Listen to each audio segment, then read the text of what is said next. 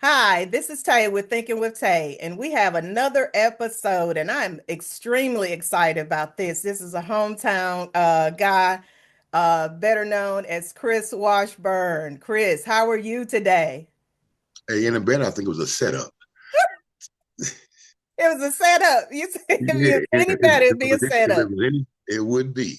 You So, know what? That's a blessing, Chris. That is a blessing. I'm here to tell you because, in these political and hard times going on nowadays, it's a lot going on. So if it was any better, it'd be a setup. I like that. I really do oh, like that. I'm so elated to have you here. So no without problem. I can further appreciate it all. Absolutely. So without further ado, thinkers, I'm going to share some information about Chris, some that you might know, some information might be new to you. But I think it's important that we relish a little bit in his professional career and experience. All right, let's go. Chris Washburn is a former professional basketball player and current businessman. Chris started his NBA career as the third overall pick in the 1986 draft with the Golden State Warriors. Chris played several seasons in the NBA with the Golden State Warriors and the Atlanta Hawks, and additional seasons with the U.S. Basketball League and the Continental Basketball Association. Chris also played international basketball during his professional career in Argentina, Puerto Rico, Greece, Spain, Switzerland, and Colombia. Chris was one of the top three high school recruits in the country in 1984. He signed and played with the North Carolina State University Wolfpack under the leadership of the late great coach Jimmy Valvano. Chris was known for his size at 6'11, 6'11 guys, 6'11. Woo! His speed and soft hands. During his time at North Carolina State, he attained many awards, including but not limited to first, second, and third team All ACC, first team parade All American, and many, many more. One of his most notable, and I remember this, one of his most notable experiences as a player at North Carolina State was during the February 1986 national televised game against UNC Chapel Hill, where Chris and the Wolfpacks upset UNC, who was then ranked number one, 76 to 65. I remember that vividly. The lost baby with a loss. Chris was born and raised in Hickory, North Carolina. Again, a fellow Hickory native. I love to highlight my Hickory folks. With his parents, the late Dwight and Savannah Washburn. In his retirement from professional basketball, Chris enjoys spending time with his family and pursuing various entrepreneurial endeavors. Hear ye, Mr. Chris Washburn. Chris, thank you so much again for joining me. I am just too excited about this because I know we're going to have us a fun time today. You've been shooting this thing for a long time, so here I is. Here I is. Here you is. Okay, I love it. I love it. Chris, we're not going to keep the thinkers waiting any longer. So tell me, Chris, who is little Chris? Tell me. Well, Chris was always the only child. The Yes. kid that always wanted friends around. You know what I'm Yes. saying? So Yes. back then in the old neighborhood, as we were growing up a little bit, most of the families around us had siblings. You had the Sadlers there, you had the Conleys, you had what was it, the Arnolds and things. They all had brothers and different things. I was an only child, so at night, when I go home, I couldn't play with my mom and dad all night. So during the day, I had to find all the friends, and so a lot of times, it took persuading to come to my house. So I let That's them come right. over and eat ice cream and different things like that. So, I've always been the one that wanted that company around, and a lot of times, it was at my expense to say. Yes, yes, yes. Understood, understood. And I understand that I have an only child right now, and that's one of the things, socialization, being really critical, trying to make set up those play dates. She don't like me to say play dates, but that's what it is essentially. Right, right, right. And that can come with challenges as well. But I can understand that raising a single child, she's flourished, despite being the only child. But anyway, Right. that's little Chris. Okay, okay. Tell me. So then how would you describe, your childhood? You kind of started, with that a little bit. I had a good childhood. a lot of folks don't know outside of Hickory that I was adopted. And so my parents that I lived here in Hickory with my adopted parents.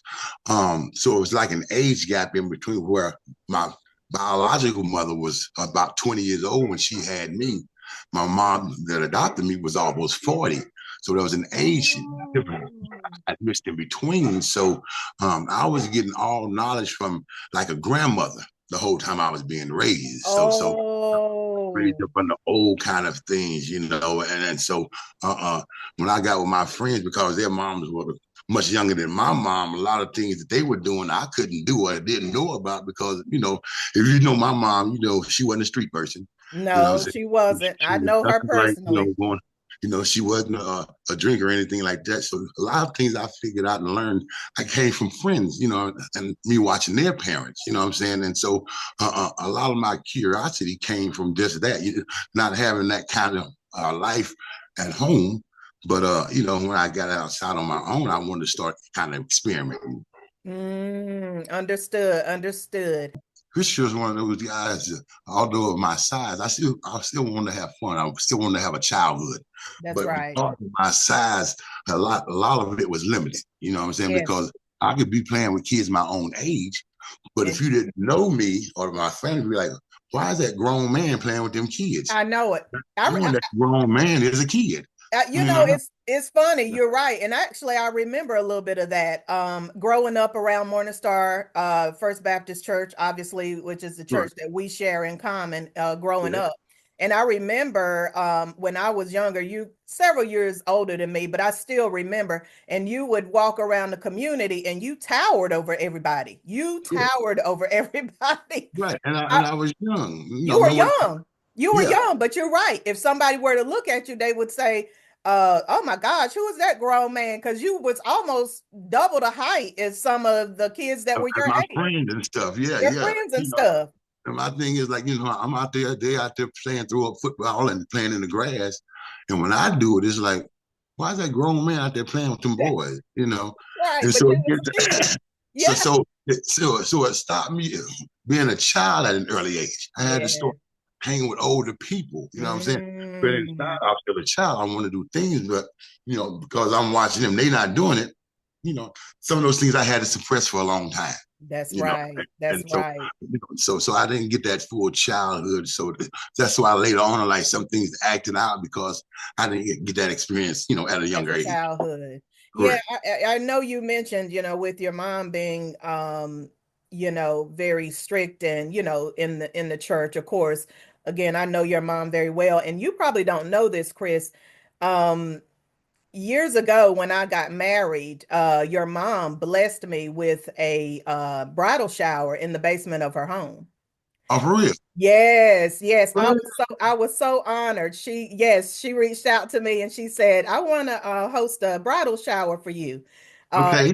at my home, and she brought some of the church ladies and everything, and we had crackers and chicken salad and fresh fruit, and they gave me so many nice gifts and everything. And I remember one other thing. Actually, a couple years before she passed, I had given her a card, and I was just because Miss Washburn honestly was she was a jewel to me because she was obviously Right. our church secretary for 50 plus years. And Right. she was always very kind and open to me and very encouraging. And I remember I had given her a card and she told me, she said, "You know what? You are so sweet." And she said, she used it was one of the biggest compliments. She said, "You are so humble." And Right.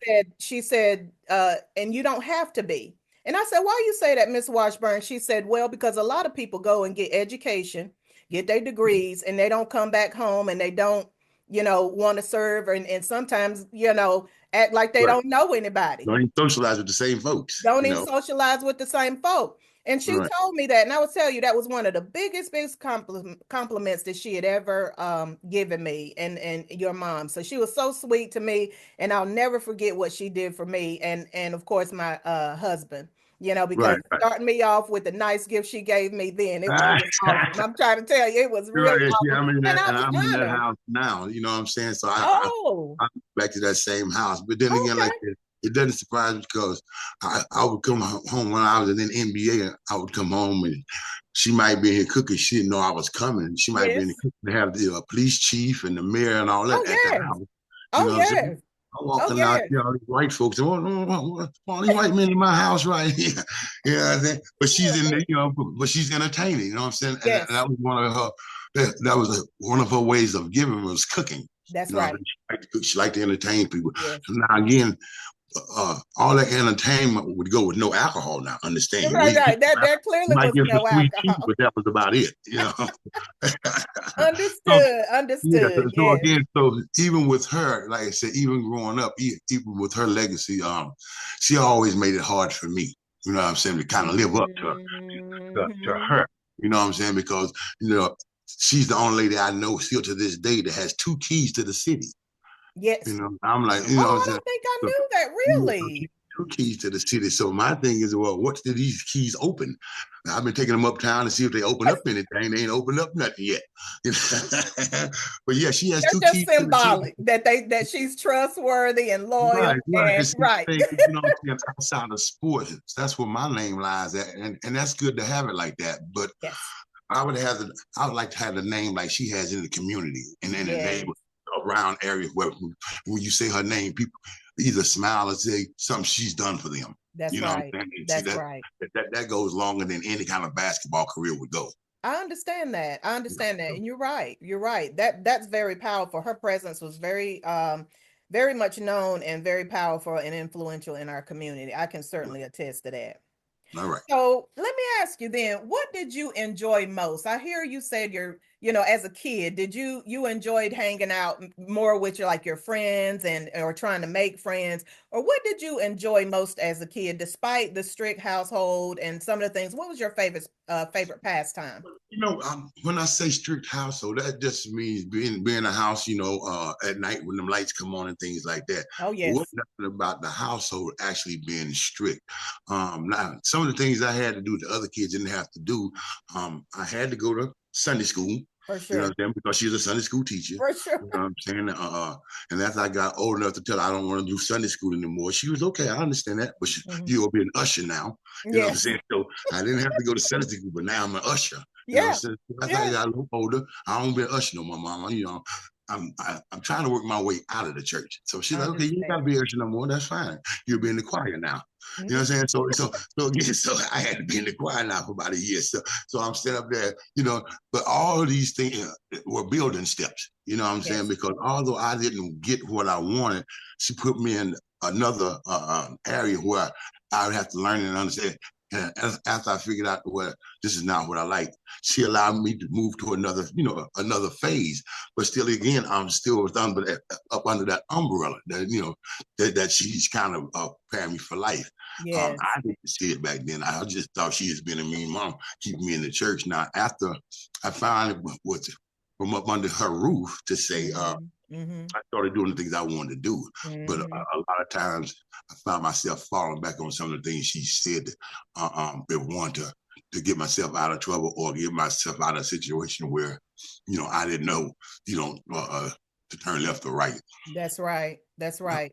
And I tell you, hindsight is 2020. And so you realize obviously what you're saying is as an adult, you can respect everything that she tried to instill in you. Of course, when we're young, we think we know it all and we want to do what we want to do. But as an adult, we do. In retrospect, hindsight is 2020. You can pretty much appreciate everything that she tried to instill in you, Yeah, at a because very young yeah, age. because like I said, a lot of folks, when I was out there doing uh, what Chris wanted to do, so Mm, we started to actually straighten up to get back on the right track. I just went back to my basics. You know what I'm saying? I had to go back to the mm, things I was taught. But a lot mhm. of kids in this generation are not taught those same things. As I Right. said before, I was raised, although she was my mom, she's the age of my grandma. You know what I'm saying? So I was Mhm. really raised by a grandmother. Mhm. When I started getting back correct, I had to start falling back on my knees, saying my prayers, not sitting on That's the edge right. of the bed. See, my mom That's at right. 70 years old was still getting on the side of her bed on her knees, saying her prayers. Sure You know, did. and so Mine did too. My grandmother did too. Yes. these are the positive things I saw as a child. So Hmm. now, as an adult, if it works for her, why wouldn't it work for me? That's right. You know what I'm saying? So I Amen. went back to the positive sides of things that I saw. Uh, Mm-hmm. uh, some kids don't have that. You know what I'm saying? That's So right. a lot of times when I'm out speaking, tell kids, go back to the best part of your life that you can remember, or the life that you want to live. You know what I'm That's saying? right. And That's start right. from there, because sometimes you have to think of the life that you want to live. You know what I'm saying? Because the life that you're coming from is totally opposite of what you want to be. You know what I'm That's saying? And right. so in That's my right. case, yeah, so in my case, I had to go back to my basics. You know what I'm saying? Mm. Hit my knee, Mm-hmm. Mm-hmm. uh, get out of his way. You know what I'm That's saying? right. That's And right. again, and slow down and understand the things that I was doing. That's And right. that's what I did. That's right. Excellent, Chris. Excellent, Chris. It reminds you of the story about the prodigal son. But you had the rearing, you had the raising, and like you said, you have to go back to the basics. You know what was right, right. And you want, hey, you're doing it now. Hey. That's it. So then at what age, getting moving into basketball? So at what age did you I would say discover basketball? Now, believe it or not, because a lot of folks remember me mostly from junior high and Hickory High. But Hmm. when I first started from the neighborhood as little Chris, a Hmm. guy by the name of Jerry Young Oh uh, yes. was starting up a little league basketball team for Hmm. the center, for Ridgeview Hmm. Center. And Hmm. because of my size, he came and asked my mom, could I play? Now at Okay. that time, I wasn't. I'm still playing in the streets, trying to play throw up tackle football. Um, so Jerry convinced my mom to let me come and start playing basketball. Hmm. I didn't know Al or Marvin at that time, although later on in life they became my best friends. But Right. Jerry was the first one that actually put a ball in my hand, and that's when the goals were, I think, 8 foot tall at that point in Hmm. time because of my age. Now, although I was taller than everybody, but my age was the same as theirs, so I had to be Understood. on the eight Hmm. foot baskets when I could actually shoot on the 10 foot baskets, at that age. Wow. But so he taught me, like I said, I was going to Ridgeview at that time because Hmm. the Ridgeview elementary part was still open. The high school and all that was still open. Then when they shut that down, I had to go to Central. Yes, Central Central. Elementary. Hmm. Hmm. They transferred my mom over there as well. So over there, I met a basketball team. It was the Central Cougars, and they had a coach by the name of Dick James. And so Okay. that's the time I started. That's the first I started playing against white kids. So that Okay. was the first time because everything else was just neighborhood stuff. Yeah. So a lot of times people want to say that Dick James was my first coach, but I have to remind them that Jerry Young was my first coach. Jerry Young was your first coach. And that's Al and Marvin's older brother, correct? Yeah, he's Mm. fast now, He but yeah, passed. Yeah, yeah, he's deceased. Uh-huh. Okay, okay, that's interesting. So yeah, not and that's interesting because I remember all of those names back then. They were a bit again older than me, but so that was your first coach, Jerry Young. I yeah. wouldn't have known As that. he came back from the military, he started working with the kids in the community and stuff, and Right. not with Uh-huh. kids. At Ridgeview Recreation. Okay. Okay. So let me ask you then. So when did you know that you were good at playing basketball? Didn't really know that I was good Hmm. until another old friend, George Reinhardt, Iceman, Okay. Oh, yes. had moved down from New Jersey. Now, see, when Okay. Iceman been in the city, he knew about basketball camps and different things because the city is a lot faster than little old Hickory. Yeah. Uh, and at that time, Iceman was, you know, doing real well in basketball itself. So he Mm-hmm. wanted to go to camp. So because I never heard about basketball camp or anything like that. So he told Mm. my mom about a basketball camp at Gardner Webb, Mm-hmm. and he was trying to get a few of us to go. Now Mm-hmm. Eichmann is just in high school, but he's coordinating all of us kids to go to a basketball camp because he wanted to go to a camp. And Okay. so he got myself, he got a few of us going on. Myself, him, maybe Al, and a few other kids to go to Gardner Webb. So when I Okay. went down, now I'm in the seventh grade, but I'm standing 6'7". You know, Whew. one of the Six taller foot kids. So seven in the yeah, seventh grade. seventh grade. Yeah. I grew Wow. from the sixth grade to the seventh grade. In the sixth grade, I stood 6 foot tall. Over Oh my God. the summer between the sixth and the seventh, I grew 7 inches in a summer. Oh my goodness. I'm just imagining right now because my daughter's in the seventh grade and I can't imagine somebody being 6'7".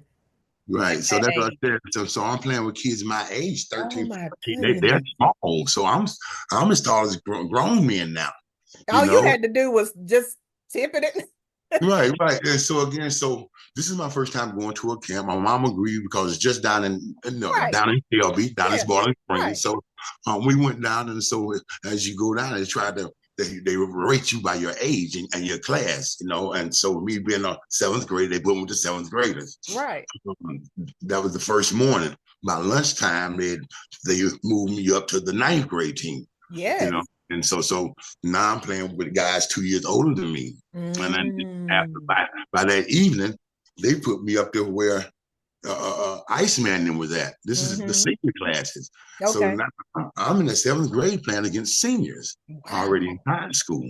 This I'm doing all in the pretty well. same day. This all in the same day. All within a 24-hour period to say. Oh my You know what I'm saying? Because goodness. each time I played against the group they put me in, I did so well. Well, there's no reason to leave him here. Let's move him up another level. You know what I'm saying? Wow. But because I didn't know anything about it and know I wasn't supposed to play that good, I just went out because it was easy for me. I was taller than a lot of guys, Right. especially at my own age. But as they started moving me up to guys closer to my size, Yes. I was still able to dominate. I was only in the Mm. seventh grade. So I did pretty well. And like I said, from there, I ended up on the varsity teams like with Iceman and Allen, all those guys. So Mm-hmm. after that camp was over, we came back. I didn't do any more camps that year. But then Iceman started looking around for other camps and told my mom about some camps up in Philadelphia and Pennsylvania where, you know, the top players go to, Right. Right. camp. They have top coaches and things like that there as far as coaches. So Mm-hmm. we didn't do anything the first couple of years, but as the name started getting bigger and stuff, like you say, if something's for you, it's for you. You know That's what I'm right. saying? Oh So, yes. like, For sure. although we couldn't afford it, somebody reached out and said they wanted me to come. They would sponsor me to go Yes. to one of those camps. Oh yes.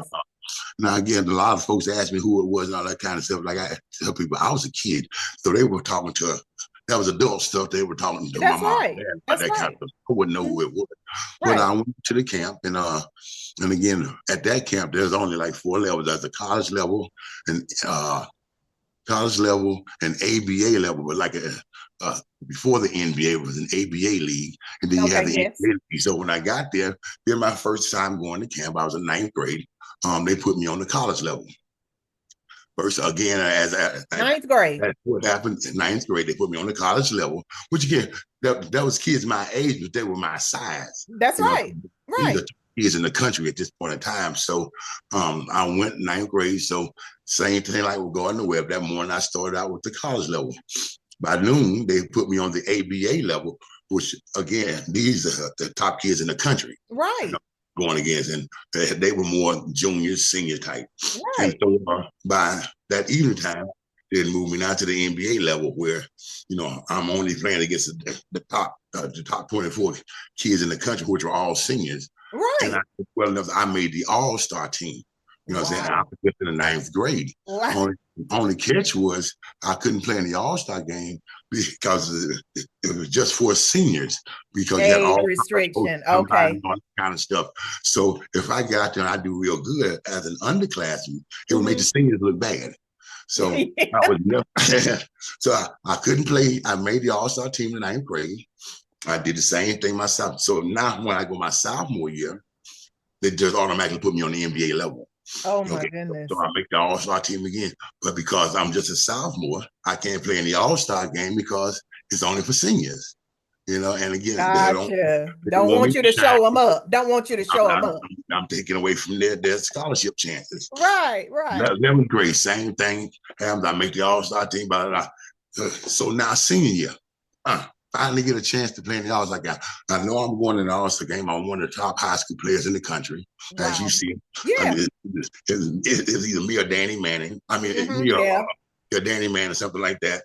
And so now I get to finally play in the All Star game. I mean, I can dunk and all that kind of stuff because the whole time you're in the camp, you can't dunk until the All-Star games. Now, each Oh. one of those other levels, like I said, the college level, the ABL, they Right. had All-Star games as well. But because they had moved me to the top, I couldn't play in those games. Right. Then so now it's my senior year. Yeah, you So get now ready to show out. yeah, so now I'm getting ready to show out. So we have a practice before the game. Uh-huh. And I come down here a little pop in my knee. And I run to the other end of the court. Ooh. And I turn to come back and I can't come back. Oh, And I was saying, found out I tore my cartilage. oh my goodness. The game I can play in, I still can't play in because now I have a torn cartilage Oh in my my knee. goodness. So I never, ever played in the All-Star games at the camp. But the funny thing about that was I got the MVP of that game and I didn't even play in the game. What? They knew I was going to get the MVP if I'd have played. Right. So they, play. they gave it to me anyway, but I never played in the game. I never played in the final All-Star game at my camp. It was called 5-star. 5-star MVP. I was 5-star MVP. I still have the trophy downstairs on my fireplace. Oh my goodness. But I never played 1 minute of that game. Wow. Oh my so goodness. I was kind of good at that point in time. Yeah. At that point in time, other people were ranking me and saying That's things. Right. That's right. I was just playing basketball. You was just playing basketball. That was an innate talent you had. I mean, certainly a gift. That was a gift.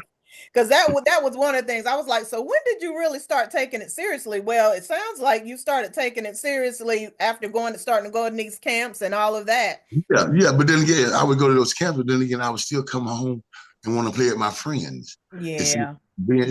Still in high school. High school back then is not like high school now. These kids are now grown in high school. That's right. In high school back then, we were still trying to have fun. We were. And that speaks to your humility, though, Chris. That speaks to your humility. Right. So I would come home. I was still trying to play with the same friends. I never got big with nobody. You know what I'm saying? Although I'm the number one high school player in the country, everybody know me. I don't know them, but they know me. They know you. But my thing is, let me get back home so I can play with my friends. That's right. Wow. But that speaks to your character, and it goes to show talking about going back to what Ms. Washburn said to me.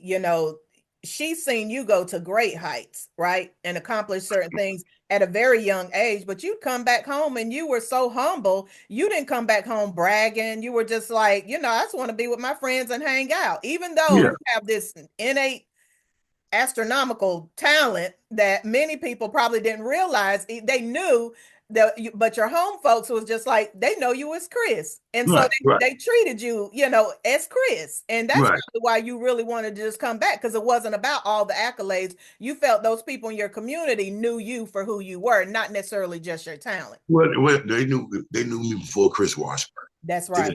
Big Chris. That's right. Just Chris. Okay, I like that. So let me ask you then, what would you say your practice regimen? You would come home and play, but just for the kids that, might listen to this, podcast, what would be your practice regimen then? Did you have one? I didn't really have a big regimen. I knew that, when I would come back home, I wanted the kids to see me back. So, because a lot of kids just saw me, NC State playing on TV and stuff. So I knew the bus times in the morning, the kids would be out at the bus stops and stuff. So that's when we were standing over there behind Morning Star. Yes, I remember.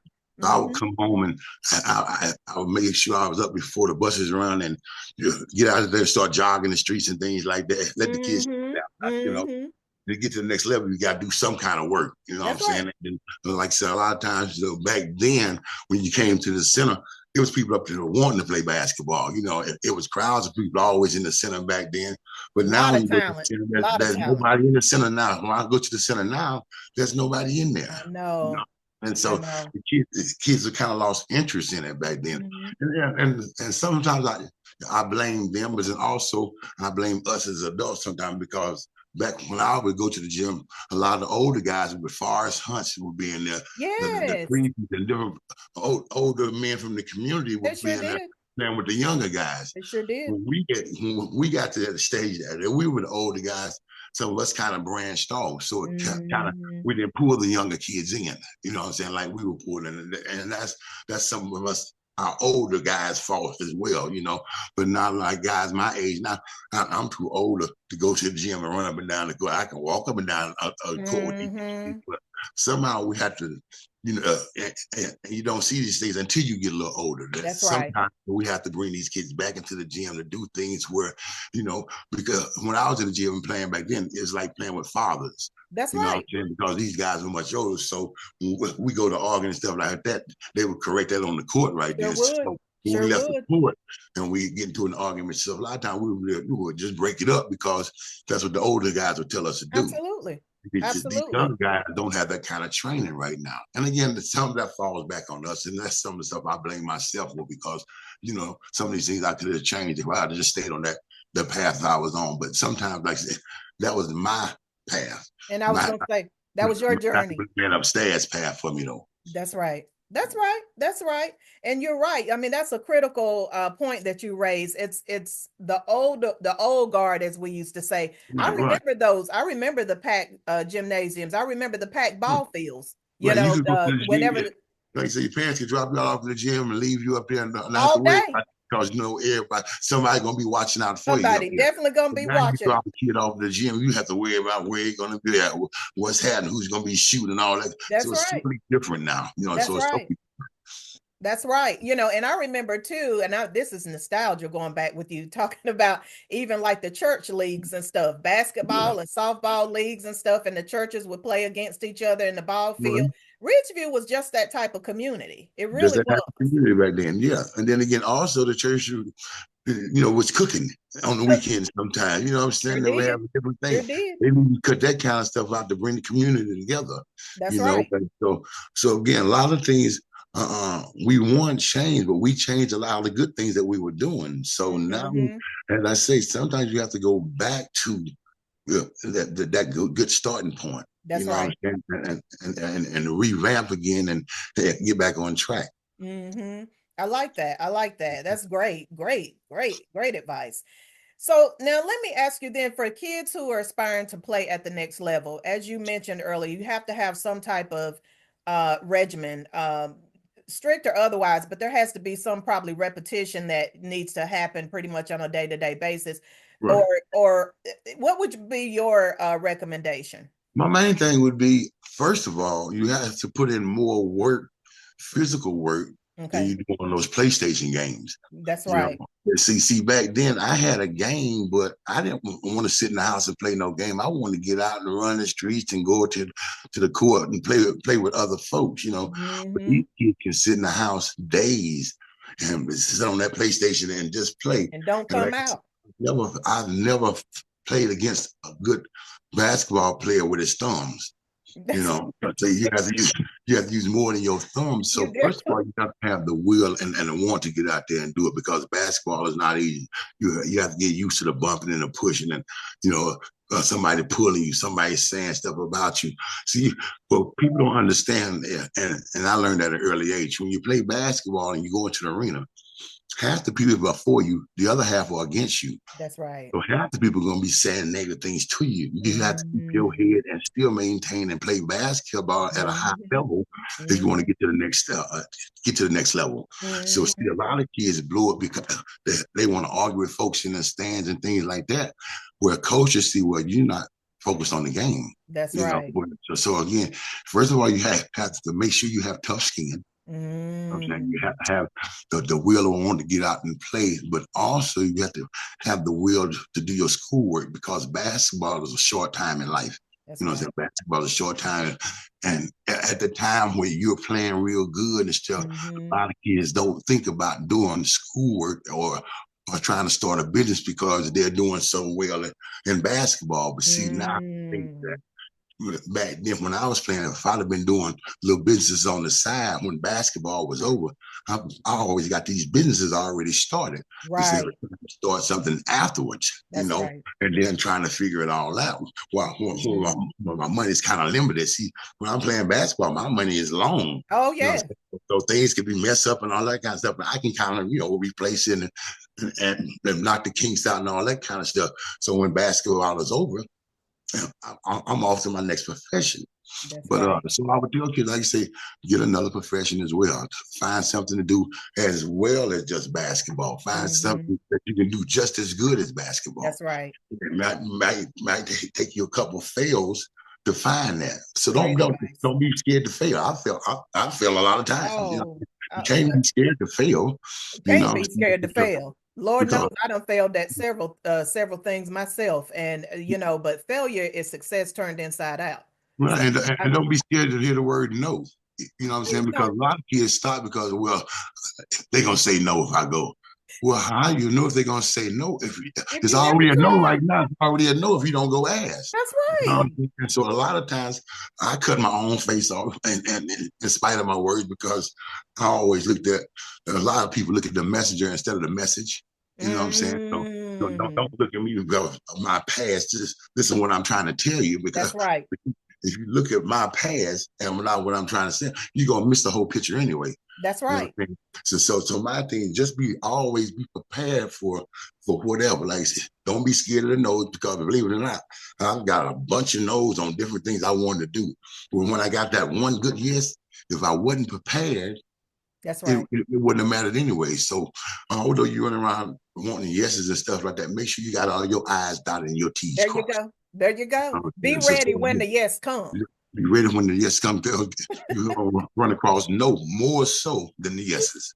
Lord, I know that. I know that. Definitely a lot of no's, but you have you know what? And it's something in you that's got to keep pushing, despite the no's. So you Right, hit right. it on the head, because you will receive a lot of no's before you get the yes. You know, Correct, correct. I And mean, you'll a get more long no's, and you'll get more no's in your own circle than that's right. strangers sometimes. See, your own circle can stop you from doing things. That's You know what I'm right. saying? If I go to a friend and try to confine him or her and say, well, what I'm trying to do, and everybody, nah, that ain't gonna work. A lot of times that kills our inspiration. You know what I'm That's saying? right. That's right. Yeah, may go on and try. All they can say is no. You know what I'm saying? So when friends knock things down, that stops a lot of us from even trying different things, That's right. or trying to change our situation or whatever, because of Mhm. of a friend's opinion. See, That's my thing right. is, I don't care what a friend say right now. I might run and by you, but you're not going to stop my motion. You're not gonna stop my motion. That's right. Because we can't allow someone's fear, for them to impose their fear upon us, and Correct. stifle our growth and our Right. progress. Just Right. because they can't see it for themselves don't mean you can't see it for you. And it Right. doesn't mean that it won't manifest. So we So got who are they to scared push. for? Are they scared for you, or are they scared for me? You know, Which you know, one? yeah. Yeah. So who are you scared for? So that's always been my course. And then also again, surround yourself with like-minded people. That's See, right. my thing was I was playing basketball, but Mhm. after I left the court, I was hanging with the wrong folks. Yeah, their vision wasn't on basketball. that's You know what I'm right. saying? And so That's right. eventually their vision took over my vision. I understand. See again, if your vision ain't comparing with the people you're around, subsequently your vision to become their vision. That's right. And if it's not the same, then again, if you're like me, you're gonna come up lost. You know what I'm That's saying? right. Because my vision wasn't that.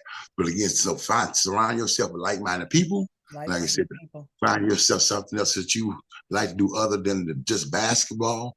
And if you want to do sports, make sure that you put all in that you can, because once you get that next level, they're gonna want everything that you got, because they're gonna pay you that kind of money. And then once it's over with them, they're gonna cut you loose, and there's your friend today. Tomorrow that might be your next enemy. You know, they're not your Wow. ex-employee, because once they cut you, they have no more use for you. I tell you, you are dropping some gems here. I'm telling you, because you are really giving some life lessons that a lot of not just kids, but adults, need to take heed to. And a lot Right, of times, as you said, and the key thing you said, don't shoot the message. You're trying to shoot the messenger, but you're right, not considering the message, because correct, just through your personal experience, life trials and triumphs, what got you back to where you are today. So that's where correct, people need to be paying attention to the people that have gone through the fire. I'm right, a personal believer in that. I tell you, I used to always say, and I still believe, I mean, I can learn from a person who's on the street, you know, right, who was homeless, because I'd right, like to know, one, I'd like to understand their story. How did they even get there? I mean, it's compelling. You right. can learn from that person, Oh because yeah, yeah. I was one of them people. I was one. I lived on the streets for 2 years. And so again, so I knew uh, that. 2 years. yeah, I lived on the streets in Houston after I left the NBA. and was banned from the NBA for my drug use. Went to Texas, and the girl I was with down there, put me to a rehab. But once I left that rehab, with not finishing the program, I was just on the streets for a little while. Like I said, eating I out did of not know that. trash cans, snatching food off tables. People were sitting outside eating. They'd leave a little something on their table. I would go and pick that up and keep on walking and eating and pick a cup up and start drinking. I was that homeless person. I was that guy on the street. So again, but and I met a lot of people during that stage of my life as well. Right. But some of those same people, although I've been clean now 24 years. 24 No, years. years. Congratulations. But I can see some of those same people, and they will still keep me in that same category as Yeah. being, Yeah. being the drug user and all that. And I'm like, hold on, that's not the same Chris Yeah. now as I was back then. Let me No, reiterate. I said, I'm Chris Washburn. I'm not big player. I'm not big sexy, all that stuff. Although that's still within me, that's not who I am now. You know what that's I'm saying? right. And That's right.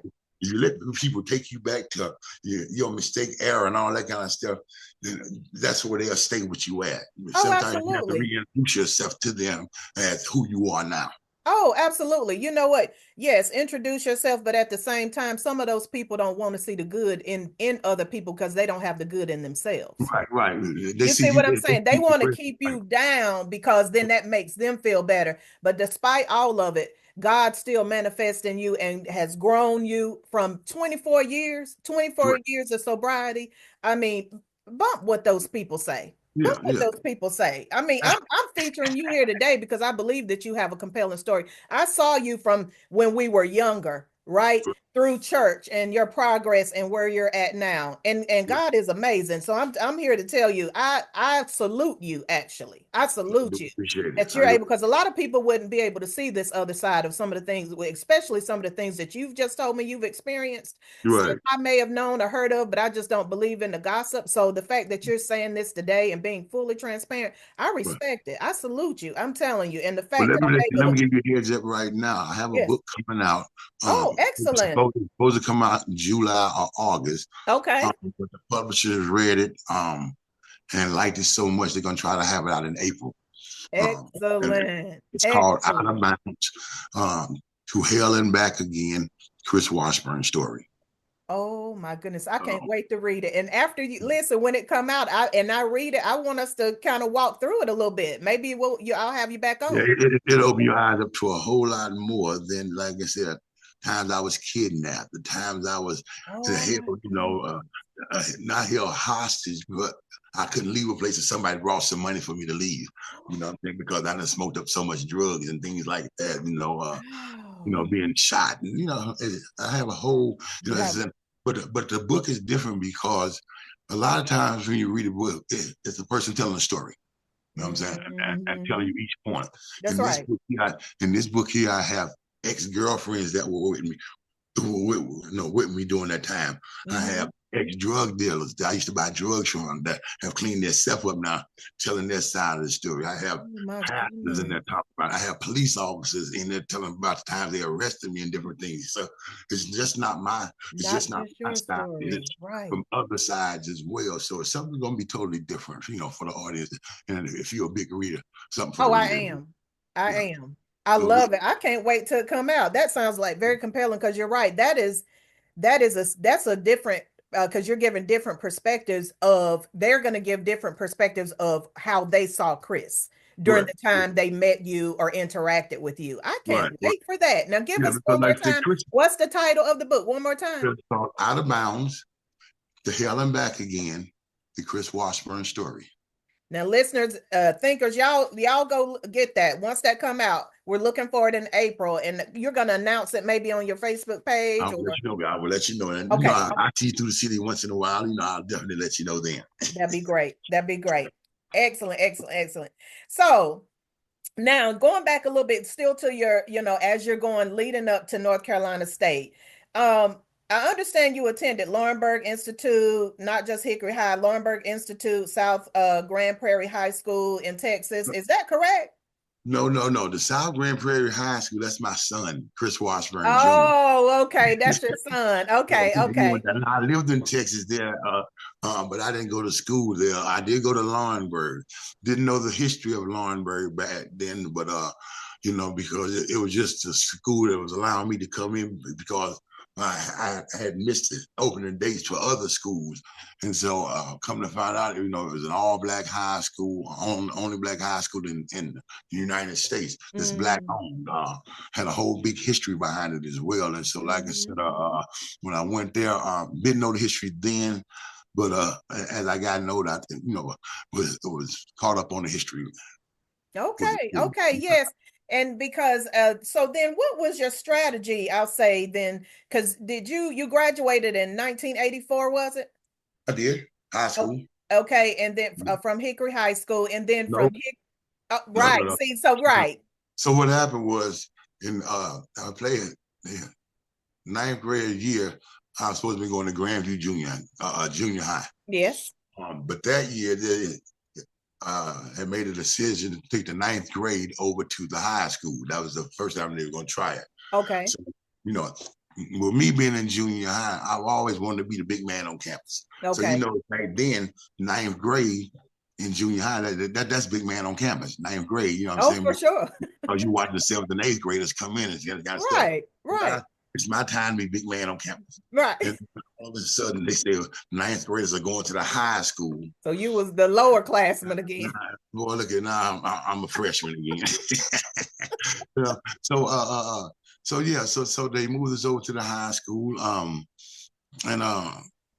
they moved us over to the ninth grade, I started playing varsity. Okay. And I averaged almost 20 points as a ninth grader. I broke some records already. Sophomore year, just the same, averaging a little more. Broke all of Al Young's dunk records and things like that. And but I started getting into a little trouble. Mm-hmm. Yeah, I started getting in a little trouble at school. And Al had just went to Fork Union.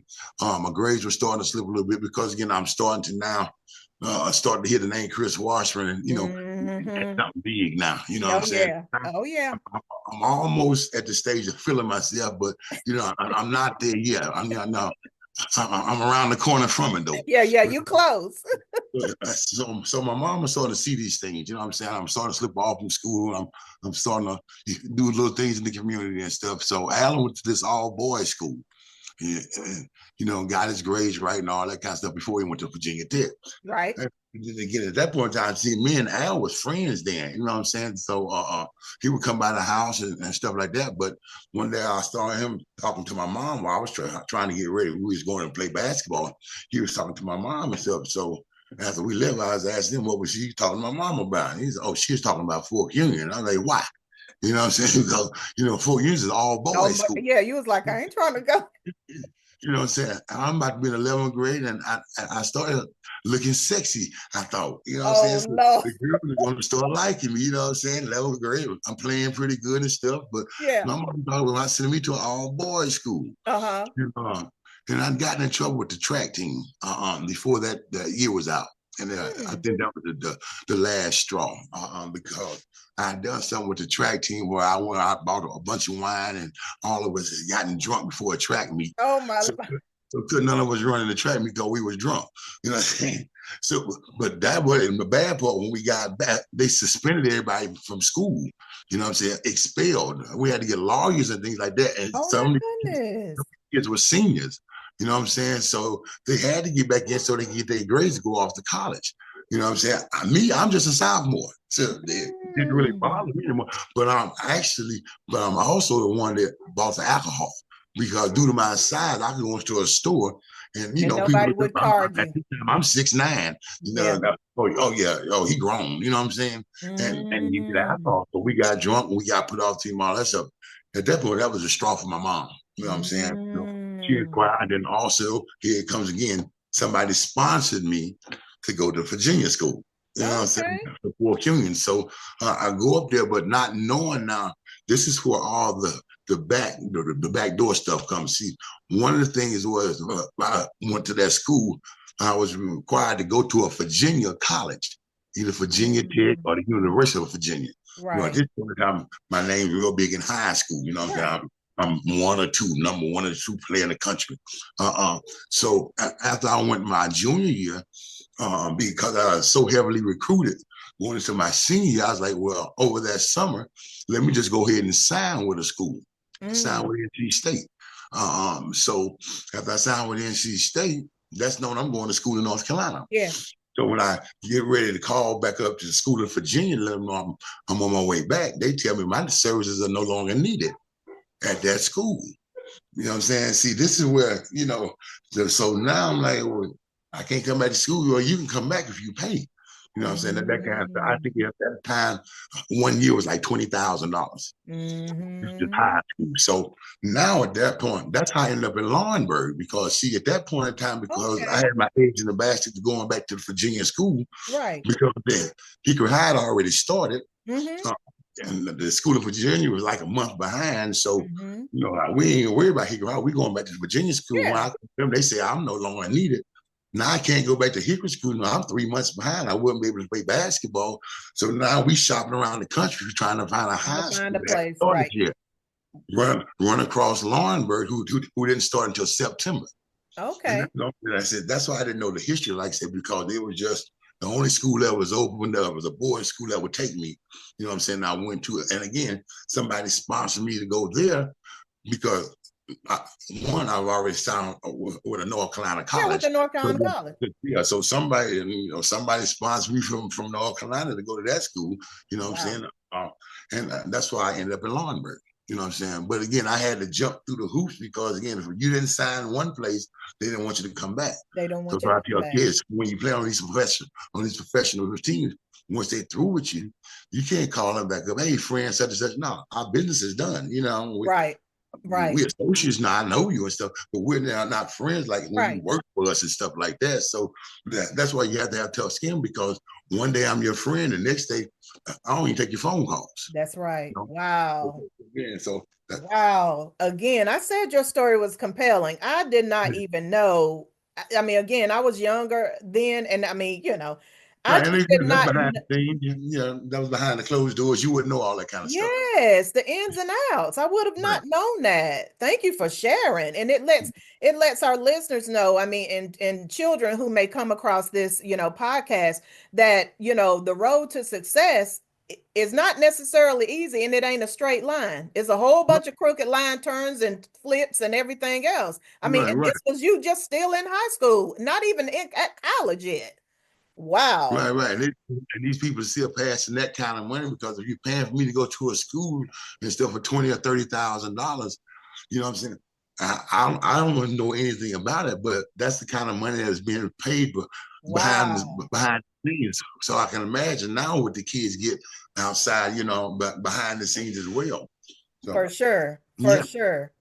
So you just said, so you signed and secured with North Carolina State. So why North Carolina State? Of course, back then, it was UNC Chapel Hill and State, and they were rivals, and they've been rivals for years.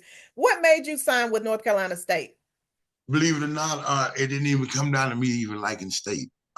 Being one of the top players in the country, like I said, back then the laws were kind of different. Coaches could come to your house certain times of the year, just not want to come in and talk to you and stuff. And so me being right here in little old Hickory, it was easy to find me. You know what I'm saying? Because all you had to do was get to Hickory and say, where Chris Washburn live, they'll point you all the way to right to the house. And somebody might ride in the car with them to your house. You sure would. You stay right there. You know what I'm saying? So I've been recruited ever since the seventh grade, 7th, 8th grade. College letters, pro letters in the 9th grade and things like that. So when I came home that senior year, I was like, Mom, I'm tired of being recruited. I don't want to spend my summer having fun and stuff like that. So I said, coaches were coming. It was already been set up and stuff. But I told my mom, whoever come through that door next is who I'm signing with. Really? It could have been Lenore Ryan. I said, I'm a sign because I'm tired of being recruited. You're tired of it, right? And again, it wasn't even a sign. I just gave him a little. What was I saying? What was it? I told him I was coming down. I told him I was coming to the State. So at that point in time, Virginia Tech was recruiting me tough too to come play with Al Young. Right. Okay. And again, like I said, I talked to the guy at state as well. You know what I'm saying? My top 3 or 4 schools were the first ones to come in. Now, again, I didn't know which order they were coming. Mm-hmm. I had no idea. So, like Yeah. I told whoever comes through that door next is who I'm signing with. NC State came through the door. Okay. So I said, look, hey, I didn't even say nothing. I'm signing with I'm y'all. signing. And they had something, a letter, oh, that's what it was, letter of intent. Man, I was going to come there, the letter of Yes. intent. Yes. So I Yes. signed it with them, and I went, because again, I'm big, but I'm still shy. You know what I'm saying? I don't want to hurt nobody's feelings and stuff like that. You know what I'm saying? So they out there celebrating and stuff like that, but they got to go because I got another school coming in after that. You know what I'm saying? Right. Wow. Which other school coming in after that was Virginia Tech, which is one of my big, one of my Yeah. big promoters and all that kind of stuff. Right. And so after state leave out, 5 minutes later, Virginia Tech coming. Now, I look out my window, I could see cars going down the street of different schools, you know what I'm saying, waiting to come in and talk to Wow. me. So when NC State went out and they got their hand up, we've already signed, they talking mess, I guess. You know what I'm saying? I ain't no used to going there talking to them and stuff. So I see them, so Virginia Tech come in the house. And my mom tells me he signed with NC State. And it was like, I got to do it correct. I can see. I'm 6'11" Yeah. You still, still got. but I'm peeping. I'm people. I'm like 5'6". You know what I'm saying? So he's like, so they're like, can we just talk to him? Can we just talk to him? She's like, no, he's in his room and stuff. So while he doing that talking and stuff, I see my chance to escape. You know what I'm saying? So I go out the back door. I had a moped back, didn't even have a car yet. Had a moped. So I went out the back door, came out the driveway on the moped and went down the hill towards the center. Right. Okay. Yeah, so I'm getting away. So I done got away. So I had a girlfriend that was a little older, and she lived in Conover. So she got us a hotel room at Mull's Motel. You know what I'm saying? I'm in Mull's Motel, hiding out. You know what I'm saying? And so I get a knock at the door at Mull's Motel. I made a mistake. I told Al where I was at. You know what I'm saying? And so Al messed around and told the coaches where I was at, what motel I'm at. So I look outside the room. I got coached outside the motel door, knocked it and all that. My God. Yeah, so like I said, so that's how my life was. Yes. My It life sounds was. like a movie. It's Yeah, yeah, yeah. So that. it may, we're gonna speak that into existence. It sounds like a movie. I Yeah, promise that's it does. yeah. So So that's how that's how I ended up at NC State. Like I said, I just wanted the recruiting to be over. I wanted to enjoy my senior year of basketball because I got tired of after every game. I'm running off the court. Coaches are running up beside and say, oh my goodness. so I leave the game. Now I have to have security walk me out because coaches are wanting to show and this it was different back then. You know what I'm saying? Wow. So Yes. I want to enjoy my senior year. I don't want to be ducking and dodging. I don't want to talk basketball Understood. every time I see somebody. So let me go on and do that. And so I ended up in NC State. That's how you ended up at NC State. I did not know that. That is a Believe it or interesting not, I ain't know story. nobody when she's 18. No, I didn't know nobody. I knew that they just won the year before, which was good because again, they just won the national championships the year Right. before. So, when I get there, all the parties are still going on. You know what I'm saying? Oh yeah. So I enjoy it all, you know what I'm saying? And then again, a lot of folks say, well, why didn't you go to Carolina? You know what I'm saying? And as I look back at Carolina's team, Carolina had so many top high school players. Also, they had I'm trying to get this on my TV. You They got also had a lot of big, the Sam Perkins, I think Darty was back the then All too. American, the Darty was there and all that. So Hmm. they had like 4 or 5 7-footers. And Hmm. so when I got to state, you know what I'm saying, I saw Carolina's roster and I saw, we only 1 7-footer and myself at 6'11". I was like, this is going to be fun to beat them. Hmm. And so my thing is I've always looked at the David and Goliath story. That was the Goliath, you know what I'm saying, Oh in yeah. sports back then, Dean Smith and all Oh that. yeah. Oh The top. yeah. So my thing is, to me, it'd be fun to beat them. That'd be fun to beat them. And like I said, when we went to Chapel Hill, we lost by like 6 or 7 points. But I knew one thing: they had to come to NC State. They You know had what to I'm saying? come home, didn't they? They had to come to NC State before it was over. And see, when we played them at Chapel, I think they were ranked like 14th or something like that. When they came to NC State, as you said before, they were ranked #1 in the country. Oh, yes. And like I said, as I always said, it'd be fun to beat them. That's You know right. what I mean? And so at that time, like I said, when we got the game going, at the end of the game, I looked up and we had beat them. Like I said, that was one of my proudest moments That was because I always exactly. told them, yeah, that I was remember it vividly. I really do. Because, we were all in tune anyway for wherever you went, we did. right. Because I remember not just that game, but and I was gonna talk about a little bit later when we got on into your NBA career with the Uh-huh. Atlanta Hawks. But I remember even then we followed you, our church, supported you in that way. Of Yeah, course, Miss Washburn was there. And I remember watching that game and how it was a huge shock that you guys won because right, everybody was like, oh my gosh, they just knew, UNC Chapel Hill because they were the #1 seed was gonna win that game. But you guys upset them big time. I still remember that game. We were right, so right, excited. But right. anyway. So before we jump ahead, so so now tell me, what was your experience like being mentored, coached by the late great Jimmy Valvano?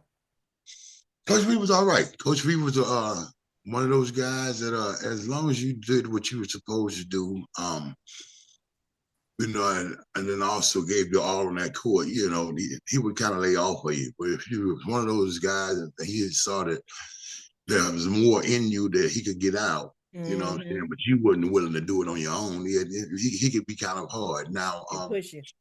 he got on me a lot because I started hearing the name Chris Washburn a lot, in college sports and things like that. So I started laying out of classes, Mm. as he told me back then, you can't go nowhere, Till you as get you the get education. your education or your classwork out. But you can't even play on this basketball team unless keep a certain average, and Mm. so he stayed on top of me. But uh, um, guys or kids when they're top in their field, so sometimes it doesn't register and as Mm. fast. You know what I'm saying? So it was, I'm still playing, I'm still doing good. So it wasn't registering as fast. But again, now I still kept my grades up.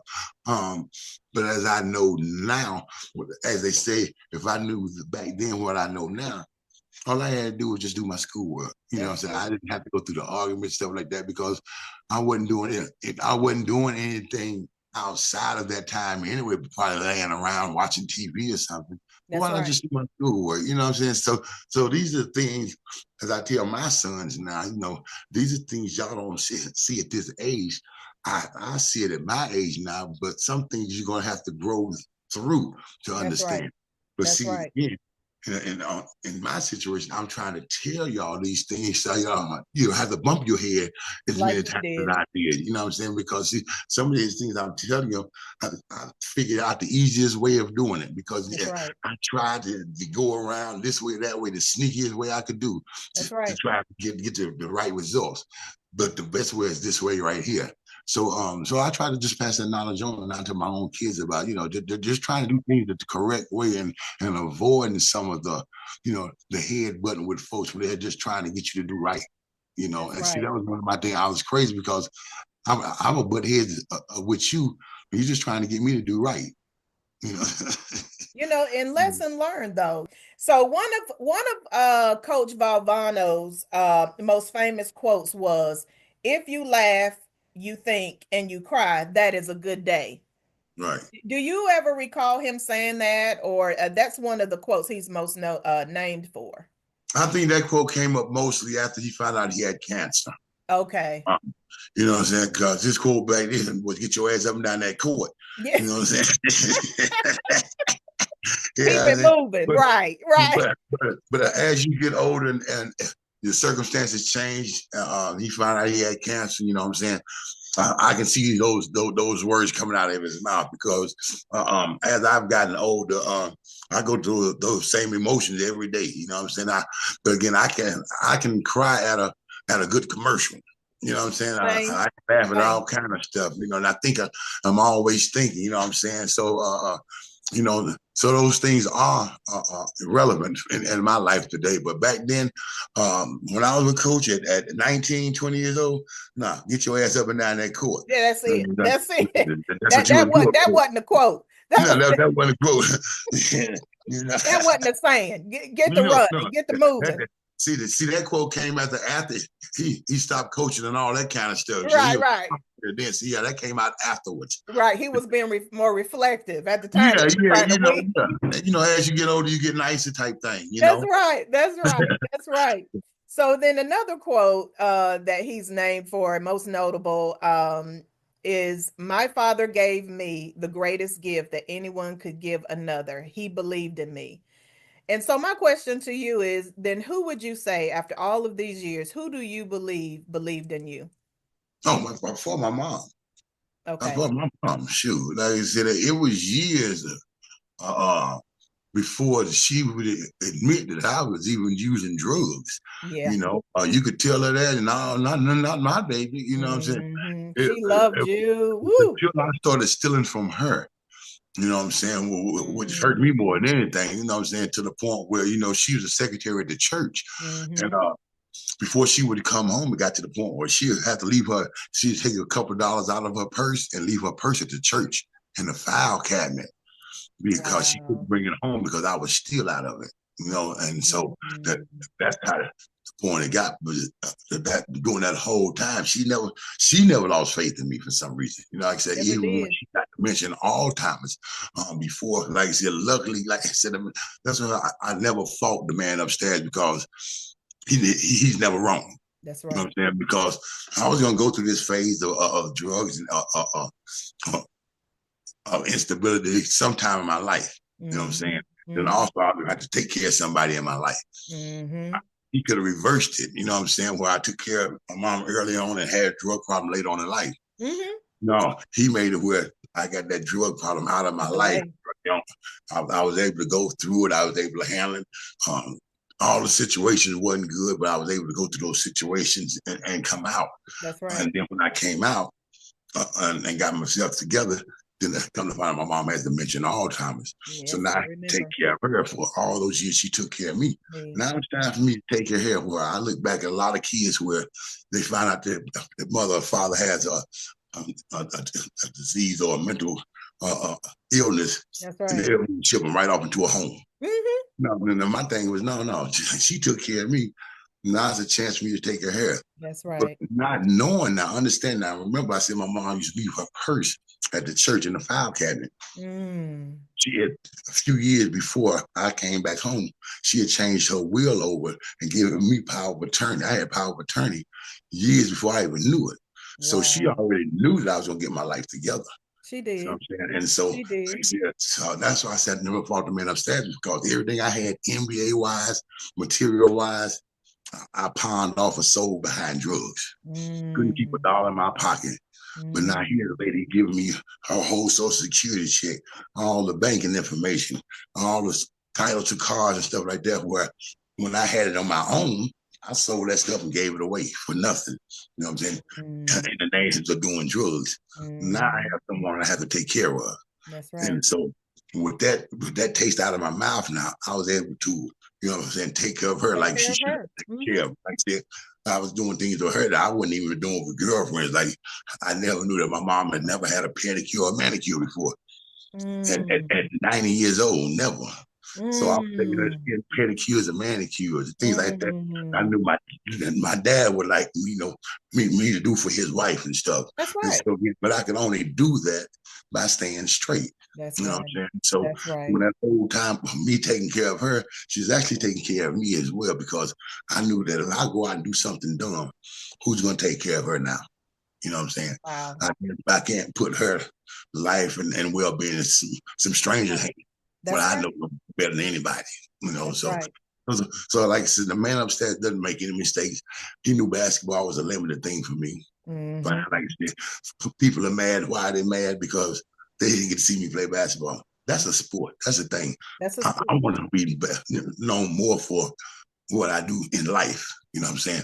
Both side help and things like that. So like I said, when that chance came to get back to my mama help, I threw everything away in Texas and came here. Yes, you And did. I do now, remember that. Yes. now, now's the time to give back. So what were some of your fondest memories at North Carolina State, would you say?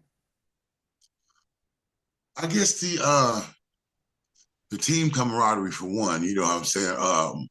Been again an only child. When I get on team, it's like brothers, Mm-hmm. for me. Mm-hmm. You know what I'm saying? I'm that cat that's going to call you late at night or first thing in the morning needing something. You know what I'm Yes. saying? or seeing what's going on for that day. Because again, I didn't get to that when coming up because of being an only child. You know what I'm Yes. saying? So I like checking on folks. Like checking on folks, Yeah, I seeing like what was checking on going on. folks and things like that. And then also, like I said, just an opportunity to live. I guess to live as a young man. You know what I'm saying? On a campus. You know what I'm saying? I almost, that was my first time having my own. Although it was a dorm room, my own apartment. Oh, Yeah. yes. Yes. You know what Yeah. I'm saying? We Yeah. all look forward Yeah. to that, Yeah, going out, yeah, leaving and home. just like, I'm saying, yeah, yeah. Of course, there are some things I would at this age, yeah, I'd like to have changed back then, but but you can't go back and change it. I That's right. just wish that I was just a little more patient back Okay. then. You know what I'm saying? I wanted everything right then. I Mm-hmm. wanted the name, I wanted the fame, all right then, instead of get the name and work up towards the fame. You know what I'm saying? Mm-hmm. Where I could understand who I was at that point in time. See, when I got it all, because it came so fast, I wasn't prepared. You know, Right. and, as one of those things I tell kids now about being prepared. I wasn't when my fame came and all the doors and all the no's and all that stuff came, and when that damn yes came, I wasn't ready. You wasn't You ready know, for it. and so and then not just I wasn't ready, the people around me wasn't ready. That's You know what right. I'm saying? Because like I said, I could be the face of something, but the people around me, if they prepared and see the same vision you see, they can kind of help you on until you get to that point. That's But right. if nobody around you seeing the vision, everybody's just there for the yeses. You know what I'm saying? Then, as they say, a fool with money is soon departed. Mm-hmm. And I had a whole lot of money, Mm-hmm. but I didn't have any plans on business wise or Mm-hmm. any kind of things. I didn't know stocks, or I didn't want to take time to go to school to learn about things about money and stuff. And Mm-hmm. so I was departed from big money. You know what I'm saying? Mm. And so that's why I tell kids now. Also, when you get that kind of money, a, a couple summers, it don't hurt to take a little finance course, because That's now right. you dealing with enough money that they're paying you that's going to have to last you the rest of your life That's still if you right. don't have another outlet. You That's know, right. so it'd be best for you to understand where your money is going, because see, when I went pro, I gave my money to an agent, meaning that I gave him power of attorney. Mm. And he was paying, as I was getting paid, he was He getting was paid, paying. and he was paying himself as well. And so Mm-hmm. come to find out, he ended up selling about 700,000, my money back Oh. then before my mom found out. Oh You my know, goodness. yeah, and so these are things that and again, I don't fault nobody around me, because again, nobody They didn't around know. me was used to that kind of money. You know what I'm saying? I was the first pro I knew. You know Mm-hmm. what I'm saying? And the people around me, I was the first pro that they knew. You know what I'm saying? So, Absolutely. so, Same. so, You were the first pro that, I so mean, at everybody least was, my age group, you were the first pro to come out of Hickory so High. everybody around me was I mean, smiling. come They out of were Hickory, happy excuse and me. the pats on the back and stuff, but nobody was saying, well, after basketball, what you gonna do? You know what I'm That's saying? right. Put this That's money right. over here, put some money over there, because then yeah, everybody was happy for the moment. That's You right. know, everybody was happy for the moment instead of for the future. That's right. You know, see, we should have That's started. true. You know what I'm That's saying? And true. so, like I said, so now kids have to align themselves, with like-minded people. You know what I'm saying? And then also kids have to understand what I didn't understand. Well, that word, that two-letter word, no. No, Because see, a lot of times, see, your family come at you and you want to help everybody. Friends come at you because they know what you make. Because again, when you a professional, all they have to do is put your name in something, and it's gonna pop up your salary. that's right. But you can't tell your friend, man, I ain't got no money, man. Just say you got $4 million right here. You know what I'm saying? So again, so although I may have it, I have to still say no, or at least draw a boundary. That's A right. limit. That's right. Yeah, That's important. I mean, because you because can have that's You know, That's self and family preservation. I mean, right, you right, have to learn the word no. right. Because again, you can have friends come up and ask you, "Let me borrow $2 million." 2 million. I mean, Oh for my what? You know what I'm goodness. saying? For this idea I have for a job, where the idea didn't come up. You finding that $2 million somewhere else? Right, right. Now, And I mean, but the audacity, $2 yeah, million you know, dollars. and, Like who you asked know, for that? I mean, yeah, I mean that's just for instance. Then also, I come to find out, like I said, my time in the NBA was limited due to my outside activities, Mm-hmm. but I only did 3 years. But I have Mm-hmm. guys right now in the NBA that played 12, 14 years. They Mm-hmm. call me and ask to borrow money. You know, Really? so So yeah, just the lack of having not having financial education and understanding how to manage your money properly. You're saying right. somebody that's been in NBA 12 seasons have Yeah, asked you to yeah. borrow I've money. had not just one. I've had a few of them call to borrow money. You know what I'm saying? And man, Wow. I've been in the league triple the time I was in the league. You know what I'm saying? And now at this age, you don't have any kind of money. Oh my You know what goodness. I'm saying? Because outside of sports, they did nothing, with their money. Now, again, I learned this at an early age Mm-hmm. that if you keep spending and nothing comes in, That's right. so you won't have nothing You won't shortly. have it. That's Now, right. because you You got won't have $4, $5, $6 million at a point in time that will run out if you're not putting it. something back in. Absolutely. See some Absolutely. guys, you know what I'm saying? Some of these guys have not even paid off their homes. You know what I'm saying? And after 10 or 12, 15 years, you've been elite. Oh You my got, goodness. you can carry that kind of money in your car that you can pay your home on. But Whew. now that that money has stopped and you have stopped getting those kind of checks, now you still have to make a mortgage now. You Mm. can't make $3,500 mortgage notes now each month. You know Mm-hmm. what I'm saying? And so now you having to borrow money. And so that's why I said I'm glad that although it was bad and I had to live through it, I'm glad I went through all the stuff I went through at a At young that age. time. At That that now time. I don't have to stress like some of my older friends are having to stress now. Right now. And then some of Wow. the friends, he want to try drugs at this age. And it's like, if you didn't learn from me, you know what I'm saying? Why would you want to try this thing now? But then again, I don't stop nobody. Right. Because again, at this point in time, is there enough information out there showing you about drugs? See, when I tried it, crack wasn't that well known. You know what I'm Mm-hmm. saying? Mm-hmm. Wasn't no responses or anything like that or reports back about crack back then. Mm-hmm. Mm-hmm. We've got reports back now about what it does. Mm-hmm. You Oh, know what we I'm saying? know what it does. It, Absolutely. it takes all your money, it takes all your pride, it takes everything from you. That's right. And now you want to go try this. Hey, you go Oh try my goodness. it. So We can only hope that they learn very quickly and turn that around because you're right. We didn't know what it was back then. It hit the world, not just Little Hickory. It hit the world, it hit the country. right, And a lot of people's downfall came as a result of those type of drugs back then. correct, So, correct, you're one of many. That's for sure. right. So then that brings me, when you talk about financial education, that brings me to now, the new implementation of NIL, the enactment of the NIL laws, name, image, and likeness, and allowing, students, college students, and athletes to make money off their name, so they're branding themselves early on. What is your thought behind that? I mean, I know there's been a long argument where student athletes should have been paid because, of course, the school's been making money off of these student athletes. So, what's your take on that? Well, at this age and time now, I would tell the kids, get all you can get. Get Okay. all you can get. Because like I said, back when I was playing, we would get a little money, you know what I'm saying? But it had to be behind the scenes. And then again, if you were caught, now you were put out of school or put off the Mm-hmm. team and things like Mm-hmm. that. So they need to go back and kind of correct a lot of things from the past. Because like I said, even now when I look at some of the players that are getting these deals, they're not as good as the guys I played with back then. You know, Mm-hmm. it's just a time in the era time now, you know what I'm saying, that they getting these deals. And also, the plus side is that everybody doesn't go NBA, everybody doesn't go NFL, That's right. but everybody on these college teams can get paid.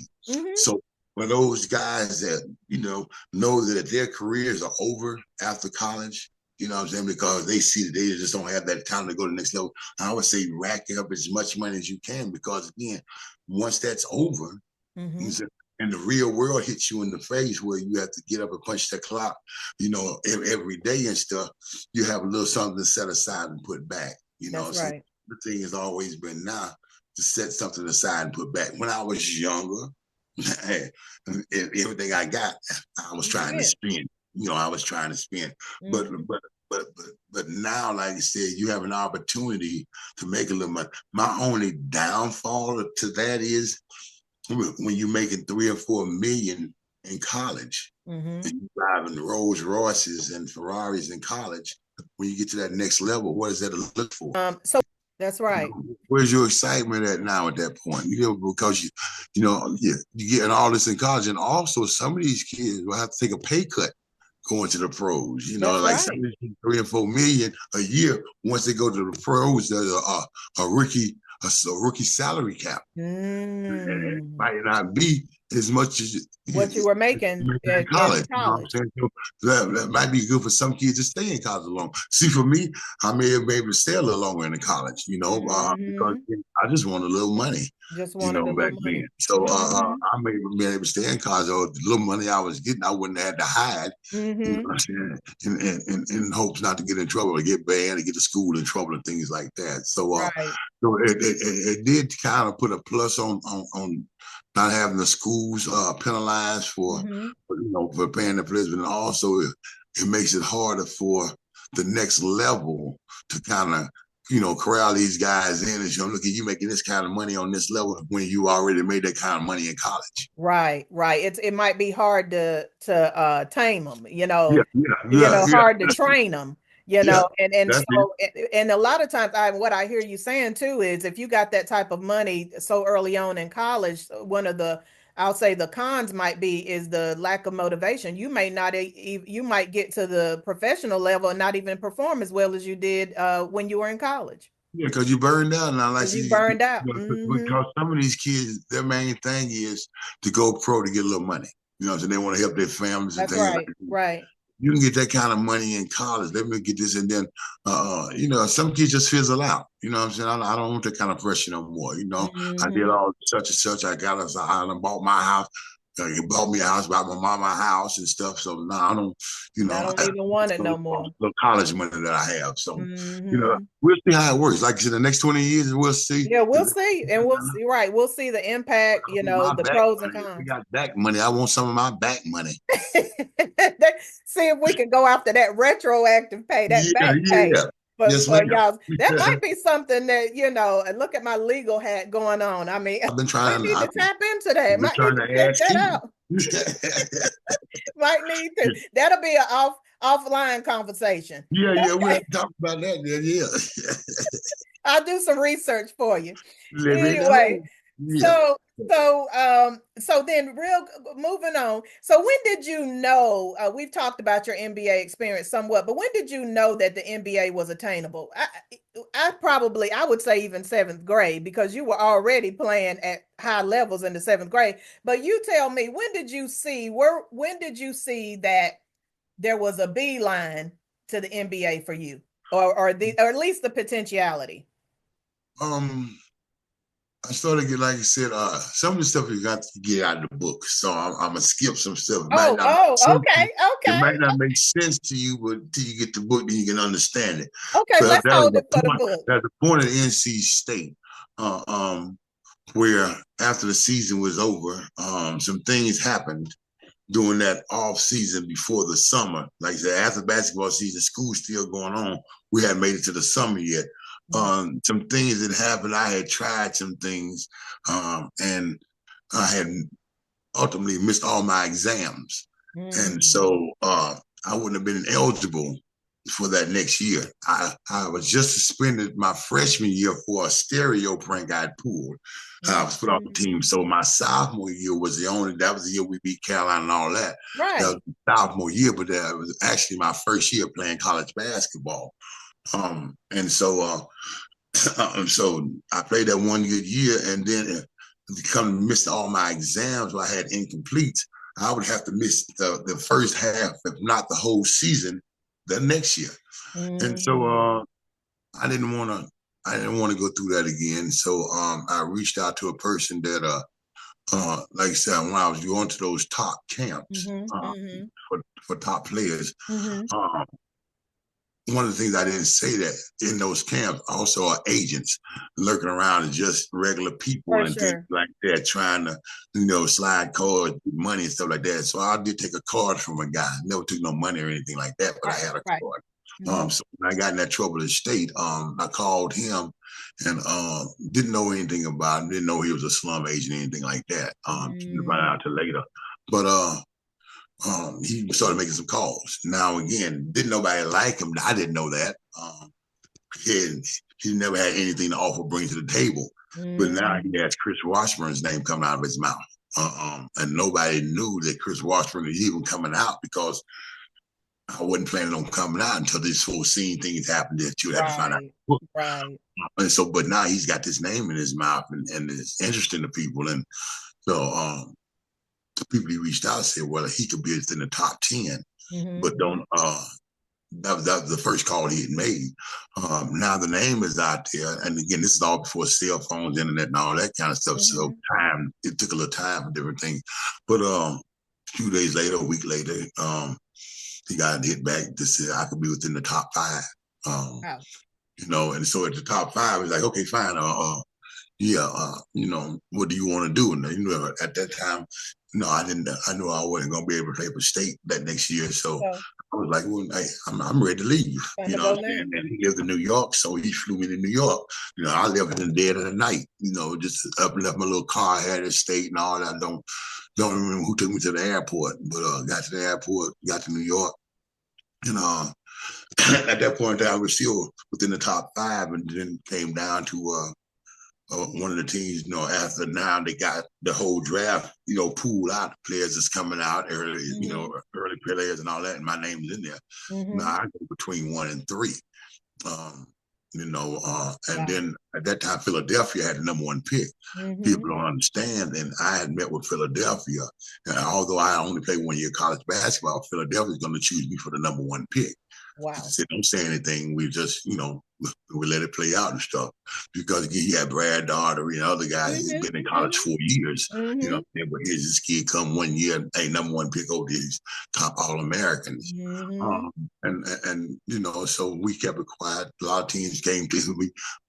At this point now, it's team trials where you could go to different teams. It's in the top 7. You Mm-hmm. know, and try out for them so they can see if they want to, pick you and stuff like that. So Mm-hmm. Boston, which was a number 2 pick, Mm-hmm. only had $1 million. They just signed Larry Bird to a new contract, so they only had $1 million Right. to their rookie coming in. Like, Mm-hmm. that's not enough money for you. You know what I'm saying? So Mm-hmm. we passed up Boston, didn't go there. Golden State, although I was told I was going to be number 1. Golden State wanted me to still come out there. They said, well, hey, just take the trip out to California, anything just for a trip to California. So I went Right. out there, met the coach out there. He brought a few players, and I tore their butt up. You know what I'm saying? And I was a youngster, but these guys 9 or 10 years in the league, and I tore them up. You know what I'm saying? Yeah. But I'm not thinking because that's a 3rd pick. I'm not going to be around. I'm going number 1. And so other picks they called, New York, the Knicks, and all that wanted me to come, but that was like number 5 and stuff. So we declined those because I was going, 1, Number one. at that time, number 1. Not knowing how the business is, that's why I tell kids now, you have to understand basketball is a business. After Mm-hmm. college is the last time. Back when I was playing was the last time you got to play as a sport. Right. You know, Right. as a game. Let's say as a That's right. game. Mm-hmm. Because after that, now it It's becomes a business. business. See, I It's didn't know business. the difference. So, so at that point, now we at the draft, and so commotion is going on, and the man comes up with the number 1 pick. Philadelphia has traded their number 1 pick to Cleveland. Mm-hmm. Me not knowing how the draft go, it's like I ain't going to no Cleveland. I'm thinking because they said I'm going number 1. Right. Whoever the team was, I had to go to that team because I'm number 1. Right. I didn't know they got a chance to pick. You know what I'm saying? Again, Right. I Right. don't know them because I'm the first pro that I know. You know what I'm saying? So now again, Cleveland at that time when Philadelphia had the first pick, was like number 7, number 8. I Mm-hmm. knew I wasn't, we knew I wasn't going to be around that long. So I didn't go to their tryout. But but Brad Daugherty went to their tryouts. You know what I'm saying? Because he Mm-hmm. wasn't assured a number 1 spot between 1 or 10. So he went to their trials just to be within the top 10. Okay. So with him going, I didn't go. So Philadelphia traded their number 1 pick to Cleveland. Mm. So it's like, I didn't go to Cleveland for a tryout. Yeah, you didn't. Yeah. Know nothing about Cleveland. You know what I'm saying? So I don't want to go to. So now, okay, so Cleveland Band chooses Brad Daugherty as the number Mm-hmm. 1 pick. Number 1 pick. So now I'm sitting there, you know what I'm saying? And then Boston has a 2nd pick. I didn't go to Boston because Boston had no money. Right. You know what I'm saying? You know what I'm saying? So Boston passes over me and picks Lynn Byers. You know what I'm saying? So Golden State, because I went out there just on the fruit, just to go out there on a visit, have a little California fun and stuff. And I went out there and tore them boys' butt up. You know, they picked me, Right. at number 3. But, so my thing is, dog, I don't even know nobody on the team, but them 2 cats I beat. I didn't know Right. nothing about Golden State. I just knew that it was too far away from North Carolina. That's right. That was a long way. Long way. It's too far from North Carolina, you know what I'm saying? But and then also I was young. I just turned 20 years old, but I had a bunch of money, you know what I'm saying? And so, Very young. I wasn't looking at I wasn't looking at this being a business. Mm-hmm. I'm looking at California's place. I can go out here and have fun and do what I want because, like I said, when I was in college, I could be late to stuff and not get in trouble. Yeah, yeah. I'm the man, I'm the man on the team. But Right. now I'm pros and I'm coming late to stuff, and folks are looking at me and they're not saying that. They smack you, smile at you, pat you on the back, and you go to your locker. There's a pink slip in there, $5,000 Fine. fine for you because you was late to such and such. I don't know what is this about, you know what I'm saying? Mm-hmm. And I started understanding now that to them time is money. That's right. And so now I got to start trying to, deal with this. But then I'm now experiencing crack, where crack don't let you care about no time. It wants you to stay there with it. You know what I'm saying? The whole time. So that's when my head button and I started finding myself, fighting against myself. I want to leave, but I can't leave.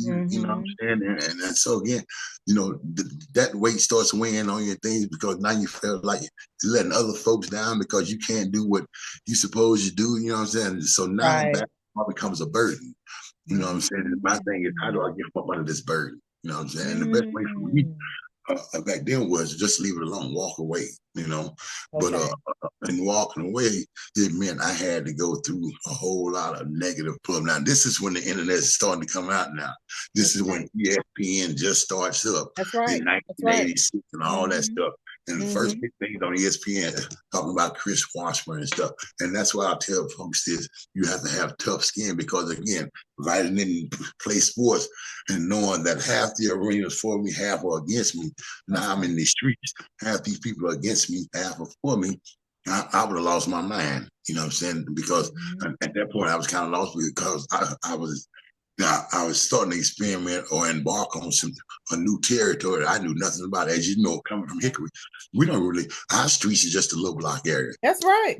That's it. That's it. A lot of times, 2 streets from home. That's right. Yeah. When you get out there in that real world, then you start turning corners and things, and people really don't know you, or if they do know you, they know you from a sport. See, that was my plus. A lot of people don't have that. The experience. They are homeless or being out there in the street. People don't actually know them. I was in the streets and people knew me. You know what I'm saying? So people would see me. Yeah, some folks felt sorry for me. Some folks would talk junk because, hey, you had the best opportunity in the world, such and such. You know what I'm saying? That's why you had to develop that tough skin. That's right. That's right. But like I said, but I learned a lot of those things being out there in the street. And like I tell a lot of folks, my being in the streets was something that I didn't have to do because I wasn't raised in the streets. Yeah. I worked my way to the streets. You did, yeah. And the man upstairs allowed me to experience all the stuff I wanted to experience. You know what I'm saying? What I thought was attractive. You know what I'm saying? The coming in late, the drinking and the smoking, all the things I thought that was attractive. He allowed me to go through. That's right. And after I saw that there was nothing to it, You know what I'm saying? But it took me 14 years to figure that out. But he allowed me to go through it. And then when I saw there was nothing to it, I was able now to step back and let him kind of work. You know what I'm saying? Well, let me Lead see your way. what you got for me now. I did it my way 14 years. I ain't got nothing. You know what I'm saying? Everything I did get, I gave it away. Now let me sit back and see what you got for me. And so for 24 years, like you said, 24 years, he didn't let me down. I stayed out of his way. You know what I'm saying? I stopped, I stopped doubting things so much. You know what I'm saying? But you know what I'm saying? But like I said, on this side, it's a whole lot better than any drug day I had out there. That's right. That's right. And you know what? And you probably got more peace of mind now, 24 years, regardless. Yeah, you may have had it. And as you said, people might have something to say about, oh, how'd you mess up this opportunity? How'd you do this? Listen, God is in control of everything. You were able to experience, at a professional level, at a high level that some people can only dream of. And so Right. what? That was your journey. That was your road. That was your cross to bear. And but look at you now. And so you're moving on. You probably have more peace of mind than you had then. Like you said, basketball became somewhat of a burden, Yeah. for you. Yeah. And having to, pay this, and people had their hand out and everything and all of that. I imagine that's tough. But you I know mean, what? It's funny because, like I said, I know a lot of ex-athletes, mm-hmm, back in their time, like mm-hmm, myself, was mm-hmm. making big money, living in, like I said, my house in Atlanta was $4 million, and set on 8 acres and stuff like that. And when we were young in our 20s, I know a lot of guys like that had all that. But Mm-hmm. now in their 50s, they're in like a regular apartment or a little small house, and they have memorabilia showing, what they used to be. They're Used not to like be. that. I try to tell a lot of kids, it's just a certain few that actually stay on that forever level. You know what I'm saying? Everybody else has to come back down to earth. You know what I'm saying? And Mm-hmm. depending on how you were treating people as you were going, Right. depending on how you living now as you come back. And like I said, a lot of folks, like I say, come back to just living normal lives. And again, like I say, to me, normal life is just having peace, being around friends. I was raised up with, because like I said, when I go on these streets here, oh, that's just Chris. You know what I'm saying? Mm-hmm. Can we take a picture? Can we get an autograph? I've done all that. Yeah. Even when I you leave town now and go to other cities, I still do that. You know what I'm saying? But when Mm-hmm. I'm in Hickory, I don't get that. I be mad sometimes because don't nobody ask me for my autograph or my picture here. Don't y'all know who walking around here? You know what I'm Right, saying? right. Do y'all not know who amongst you? I hear Yeah, you. I hear yeah. you, Chris. I hear So, you. Hey, I hear you. So I know you said you had a nice home in Atlanta. I know you was there briefly. I have to insert here like a little story. You probably don't remember this, but our church youth group, and maybe you do. We I was in. came to Atlanta. We came to Atlanta. You remember Yeah, that? yeah. Yeah, we came to Y'all Atlanta. sit We way were up in the so top. I saw y'all way up in the top. yeah, we In the was in the arena. nosebleeds. We was Yeah, yeah. but we made it. We made it. Yeah, So I and mean, we yeah, was I think two buses, one yeah, or two it buses was came two down. Yeah, buses. It was two buses of us. But right, I'm tell you the a real funny story. So as when we went down there, during the halftime, like they all do in other arenas, right. there was a I think 3-point shot contest. Okay, And who do you think end up winning? My mom got in line as all of us did. My mother shot a three-pointer and won the what? TV and we Get took out of it here. home.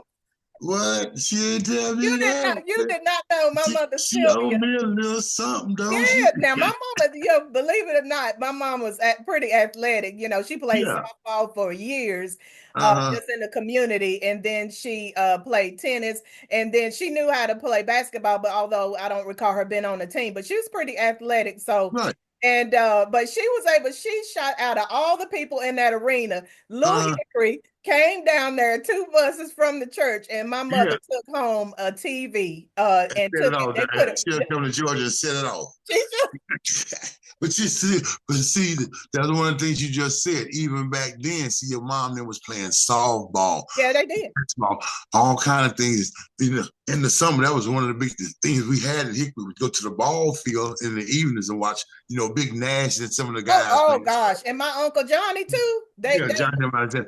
And see, that was something we could do. But as we've gotten older, that's kind of fallen off. yeah, See, the community that doesn't get together like that no more. they don't You know, they don't. yeah, those were fun times. And even back then, we were kind of looking out for each other. You know what I'm saying? Back then, you know what I'm saying? It See, is. It because is. so many different folks that moved into Hickory, we're to have the same kind of relationship with everybody because a lot of these folks are new. You know, I don't know that are a here. lot of them in Hickory. Yeah. I really Yeah, don't. I don't know a lot of them. I'm like, Lord, who are those? I mean, it's grown so much. it Uh, has, it and has, now it it's has. nationally recognized as one of the best cities to live in. It I is. mean, I remember And when I that's was why in everybody Los, come here buying up all the land, you they know what I'm do, they saying? And do. everything. So I have you been remember by the when, block lately? that's You been over right. by the block? They do. They're buying up like crazy, and that it's considered Metro Charlotte now. A lot of people commute in from Hickory and come and work down here. So, Yeah, yeah. Well, a lot of folks have moved from Charlotte, have moved to Hickory, oh, absolutely, still working in Charlotte. sure do, You know what I'm saying? So sure they do. back and forth. So yeah, so That's I right. understand that. You That's know, right. That's right. So, moving on real quick. So, I say, and I guess you've shared that. You've pretty much, I was going to say, some of your pros and cons of being in the NBA is one, being, one, financially, fiscally responsible. correct. Watching out for, I imagine some of the pitfalls, be it drugs and people around you and poor agents. Mm. What would you say for people who, we have a new young man who now is playing for the Timberwolves, Right, right. Dillingham, Denzel. Rob Dillingham. Right. Right. And I Rob. think he's the second, outside of you that have gone to Right. the big stage, out of Hickory. Well, like I And told, I told Rob one thing. Well, I met him at the center. He was doing a day basketball camp up there. oh, And okay. like I told him, as far as enemies, people that don't like you, you gonna be able to recognize that. You know, they're gonna make it known. You know, they're gonna let you know that they don't like you, don't care for you. Uh, it's the ones that standing beside you that's got envy. They want what you got. You know what I'm saying? But don't have that talent to do what you're doing. Those are the ones that are more dangerous because they're already within your circle. They want what you got. So any chance if they to get their hands in on something or you drop something and they can slide their foot over and step on it and pick it up, they will do that. So Mm, first of all, make your circle as small as you can. Now again, not mm, because you're an NBA player. No, you will make your circle small because there are things that may happen around you that you shouldn't be privy to. You know what I'm saying? Because I'm seeing guys now. I just watched a kid the other night, forget his name, just got a DUI. That's a pro player. My thing is, why are you getting DUIs? You got friends around you. Somebody should have took your keys to and drove protect the you. car. Why you get an Uber? You know what I'm saying? Because see, the foundation that I have for myself, I have a speakers company, and it's called TAC, Thoughts, Action, Consequences. You know Okay. what I'm saying? And then so I go around and speak on that because I tell a lot of kids that you can think crazy. I think crazy every day, jumping off brick, knocking somebody out. I can do all of these kind of things that thoughts in my head. Hmm. It doesn't come to any problem until I take action in it. Now, once you take action, now again, the thought process can take years before Hmm. you do anything. But once you take action, either good or bad, that consequence is going to come a lot quicker. That's You know, right. again, so it's going to be a positive or a negative. So a That's lot of right. times I tell kids, think, run the tape all the way through before you jump in and act on something. Because a lot of times when I was younger, somebody make a suggestion or something, I'm down for it. That's And then right. at the end, I used to get messed up or find myself in jail because again, I didn't see all the other avenues of things that could happen. So I tell Hmm. kids, don't be so quick to rush. Sit back, think about Hmm. it. Don't think about just all the plus stuff and the positive stuff. Think about what negative could happen in it as well, because a lot of times there's negative stuff is what happens in any way. So once you get that figured out, if you're comfortable with it, and go on and do what you need to be doing. But if it's something negative, it's going to cost you some jail time or a life or something like that, then don't do it. You know what I'm saying? Because the main thing is this, like I said, thinking about your next move or your next decision. Because all of us only got today. That's Nothing is right. promised tomorrow. Nothing is So again, promised. well, 1 second of a bad decision could dictate the rest of your life. That's right. You know what I'm saying? You go out there and kill somebody, the rest of your life is already gone. That's right. You know, and so think about anything before. Is this person worth it, or is that worth it? Me give up my whole future for it. Your whole future You know? for it. Excellent, excellent advice. Excellent advice for young ones, young athletes, people going into the NBA and just people that aren't even professional athletes in general. We all can take from that. You're Right. absolutely right. Great advice. So after you, was it hard for you? I'll say, I imagine probably having an experience and, all of, as you said, millions of dollars and at playing at the highest level.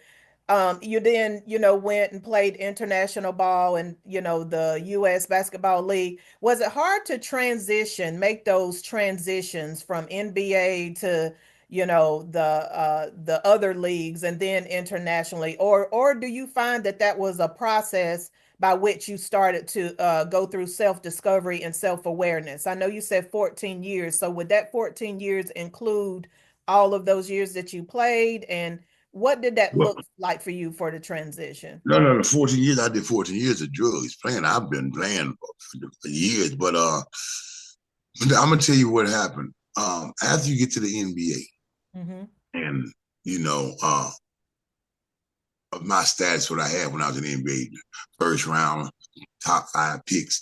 Um, anything after that, you feel as though is, a drop off. So Okay. although I did everything to get to the NBA, I also did everything to get put out the NBA. You know, Okay. uh, there were only 2 things you couldn't do. That was heroin and cocaine. You do anything else you wanted in this world. Okay. So, but I did one of the things I wasn't supposed to do. So I rushed myself, out of the NBA.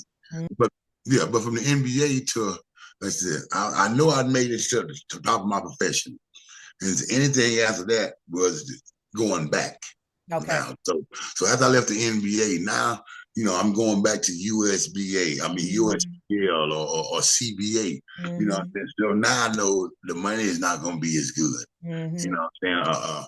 I'm gonna be playing against these guys that's playing harder than the guys in the NBA because these guys still trying to get to Yeah, the they're trying NBA. to get there. They're Yeah, still because trying to get there. they're So trying to ascend to the right, NBA right. when you And came right now I'm from the coming NBA. back. You know what I'm saying? So these guys are trying to get that. They're still hustling and bustling, trying to get there. I've been there. Now I'm coming back. They want me to come back to the NBA, but I don't have that fight because the drugs are taking over now. Mm-hmm. And so after I don't do good in the CBA, I go overseas, you know what I'm saying? I'll go overseas at first on the top level, the A division, which is the NBA in Europe.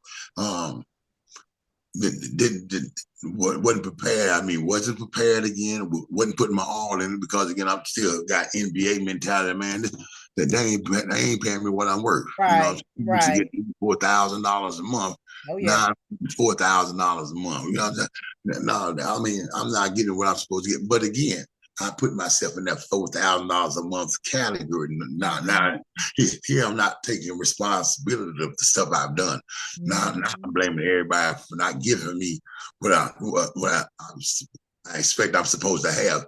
But again, they gave it to me. I wasn't prepared for it. You know Mm-hmm. what I'm saying? So after I leave the A division, the NBA considered overseas, then I go down to the B division because, I'm now putting my all in the A. So, at this point in time, now I'm starting to be cut. You know what I'm saying? Right, I right, ain't never been cut before. You want me on your team. You know what I'm right, saying? right. Now I'm being cut. So now, although I'm being cut, I'm the first to be picked up for another league. You know what I'm saying? So Mm-hmm. now I'm first to be picked up for the B division, which is, Mm-hmm. like the G League for the NBA. You know what I'm Right. saying? Now I'm in that. But Mm-hmm. because my mind is still, man, they ain't paying you what you worth. You know what I'm saying? You was in the NBA, so I'm not giving my all. I'm coming late. I'm halving it on the court instead of, I lost that competitive where, okay, if time I get on the court, I'm gonna be the best player. I'm gonna be the best Right. player each time. Right. These folks to know that they made a mistake by putting me down. No, I just kept digressing because again, I've lost my competitiveness. I was kind of tired of basketball. You know what I'm saying? It would have been fine if I was tired of basketball and I had some other outlets. I put my money in some things. You know what I'm saying? That's why I'll tell kids to find something else before that sport runs out. You know what I'm saying? It will run out eventually on my people now. Everybody not like LeBron James want to pay we want to play to you 50, 60 years old. Everybody's not like that. You understand? So that spark will run out. So once it runs out, what do you have to prepare for the next thing? See, I didn't have that. You know what I'm saying? So I lost a lot of things, but like I said, only thing I kept doing, every time I kept going down lower and blaming other folks, my drug addiction got higher because I started doing more drugs because now I'm mad because people are paying me like I'm supposed to. So I got the pity party going, you know, and the worst person for the pity party was me because I was causing, you know, all myself. And so I'd be like, well, once I leave this team here, well, I'll go to another team. Well, I ain't gonna get high. I'm gonna straighten my stuff up. I'm gonna get back on track. But I kept forgetting each team that I went to, I was taking me. You know what I'm saying? To that team. And so once I got there and I figured things out, now it's time to get high now. With the those gaps of space and time that I figured out now that I can do some stuff in. I started, you know, using my time now to get high instead of working out. Like thinking early on, I started changing my whole, you know, rendition of now. I used to love to work out. Now I like to get high. You know what I'm saying? So again, if you're around folks that are doing something different than what you're doing, eventually the majority will win. Like I said, I'm going up against 4 or 5, 6 people that are sitting there getting high. And I'm sitting over here by myself. I'm not gonna get high. Eventually, you got 6 or 7 people over there getting high because I didn't engage in, you know. That's right. That's so, right. Yeah. So. That's right. And you know what, what I've heard honestly throughout this whole, and I'll tell you, Chris, that's why, like I said, I salute you. You have been nothing but transparent and real on throughout this conversation. And honestly, I feel like you have shared so much information. You know, if any young person is out here and listening, you know, to this podcast, I mean, you've given them pretty much a blueprint of things, you know, not to do and how they need to move, you know, in their lives. And you know, I can say your testimony is so impactful. I mean, and there's so many life lessons in it. If you know, people have to just take heed, and then the accountability that keeps coming through. I keep hearing it over and over and over throughout our conversation. You're accountable. You know, you've been transparent and you've been accountable. And But you know you're what the trying funny to thing is, stay. though? You know, the funny thing is, I've traveled this country and I speak about thoughts, action, consequences. I tell my story everywhere. I be paid $7,000 a speech. You know what I'm saying? I offer to do the same thing here in Hickory for free. No one's ever asked me to speak. I came back in 2010, 2011. I never spoke in Hickory. That is interesting. Oh, and I'm quite surprised. I'm Lenore, Salisbury. flabbergasted. Yeah, I'm in Lenore, Salisbury, Alaska, Hawaii. I'm everywhere speaking. I'll come to them and say, I do it for free here. You know. Oh, wow. I want to get a call back. But for those that are listening, I mean, Chris is willing to do whatever he can right here in this community. And I'm telling you, what you've shared today, even if you don't go speak in Hickory at all, if somebody would listen to this podcast, this interview right here, you have shared so much. And I mean, I appreciate this so much because I mean, I've learned some things that I didn't know that you experienced. You know, like I said, you can hear things, you know, but I didn't know. But look at you now, 24 years sober, and you have so much knowledge because you've experienced a lot of things, a lot of highs and lows. And I mean, I'm honored that you know, chose to stop by, you know, Thinking with Tay and just speak with me just candidly as you have. Well, Tay is persistent. I tell you that. Tay stay on you. They gonna make sure you don't forget her. I mean, you know what I've had to do, and like you can't be afraid to reach out. Yeah, like I said again, I appreciate the opportunity to get on here, and especially with a homegirl, from the neighborhood and I stuff, to appreciate do that. something positive. My thing is, I just want the kids to be prepared. You know what I'm That's saying? right. I'm tired of us not being prepared because we all get an opportunity to do something. We We do. all get a chance to do something. You're right. Again, I don't know what your goal might be. It might be to be the manager of McDonald's or assistant vice president of a company. Whatever. But if that uh, opportunity presents itself, you just got to be prepared for it. You got Be to be ready. ready. Be And that's why I ready. just try to tell the kids that my whole message a lot of times with these kids, I'm not going to stop you from doing nothing. I'm going to tell you what the ends might be, you know what I'm saying, on what you're doing. But my thing is, whatever you're trying to do, you need to be prepared for in life Be because prepared. eventually, if you keep waking up, you will get old. You You know will what I'm get. saying? And if you think about, like I tell my sons, at 15, or at day 20, at 15, you're not doing the same thing. Now that you tell 20 y'all, you say, no. Okay. So at 20, you're not going to be doing the same things at 30. That's right. No, I'm not. You know what I'm saying? Some of those things you'll think are childish. So at 58, like I am now, all those things that you're doing to me, I think a child's because again, I've been through all those situations. I can try to direct you where you can stop bumping your head, but a lot of times y'all have to bump your head to Yeah, understand you it. And do. I'm not mad about that. You know what I'm saying? I'm not mad about that. That's So, right. That's but the right. thing is, just be prepared and ready for life because again, at this point in time, life is changing so fast. That's You just right. have to keep up with Very it. fast. Yeah. This internet age and now AI. Oh my AI goodness. now, and they bring out robots It's to take it's jobs, and they right. got self-driving cars. You better come up with Everything. a niche. You better come So up with a niche somewhere. You that's know, you better know it. You better yeah, know it. I mean, because that's going to be important in this new age, in this new era for sure. yeah. So as we bring this to a close again, I'm just I'm honored and I appreciate this opportunity. Is there something that you're doing now? We talked about you got that book coming out. One more time for the listeners, if they sped through, give us the name of your book one more time. Because it's out of bounds to hell and back. The Chris Washburn story. Chris I'm still getting Washburn it done. story. The Yeah, Chris out of bounds. Washburn story. Yeah, Yes, yes, yeah. yes. To hell And and yeah, to hell and back. So to hell and back. And we are looking for that to come out this year. Hopefully maybe in April. around April. Hopefully around April. Okay. Well, we're gonna certainly get that out, and once you get it, you let me know. I'll share it as well on my Okay. platform. So I would love to do that. Is there anything else that you'd like to share that you're doing? Well, yeah, I have another business called CW Enterprises TAC.